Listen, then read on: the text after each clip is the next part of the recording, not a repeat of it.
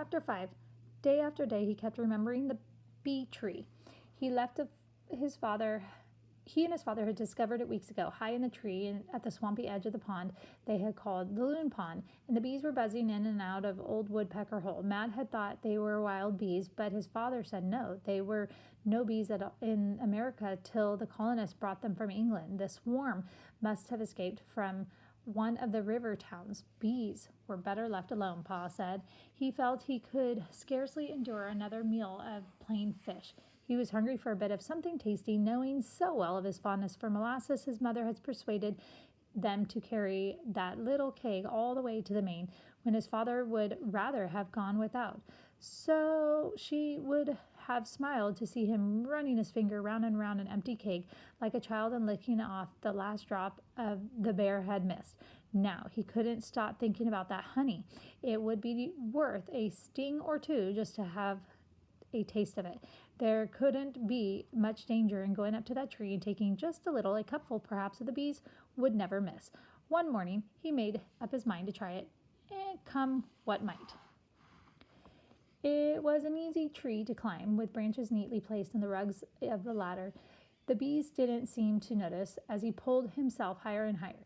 Even when his head was on a level with the hole, they flew lazily in and out, not paying him any mind. The hole was small, not big enough for his hand, and the spoon he had brought with him. Peering in, he could just glimpse far inside the golden mass of honeycomb. The bark all around the hole was rotted and crumbling.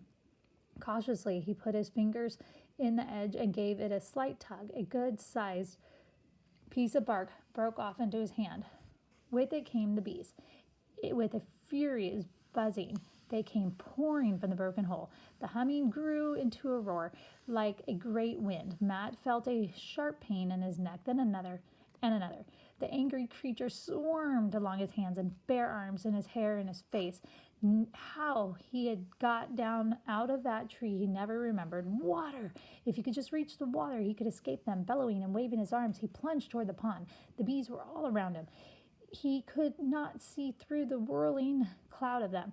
The boggy ground sucked at his feet. He pulled one foot clear out of the boot, went stumbling over the sharp roots at the water's edge, and flung himself forward. His foot caught in a fallen branch, and he wrenched it clear.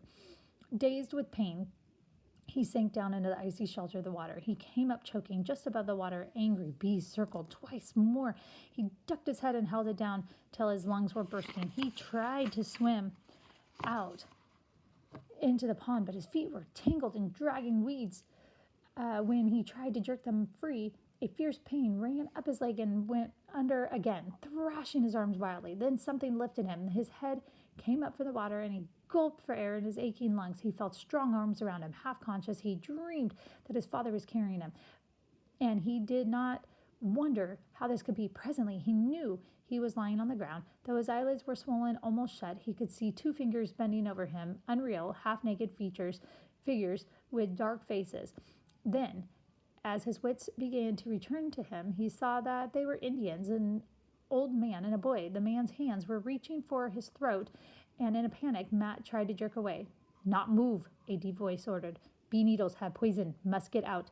Matt was too weak to struggle. He could not even lift his head. Now that he was out of the cold water, his skin seemed to be on fire from head to toe, yet he could not stop shivering. He had to lie helpless while the man's hands moved over his face and neck and body. Gradually, he realized that they were gentle hands, probing and rubbing at one tender spot after another.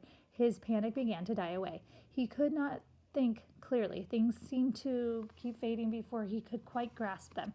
He could not protest when the man lifted him again and carried him like a baby.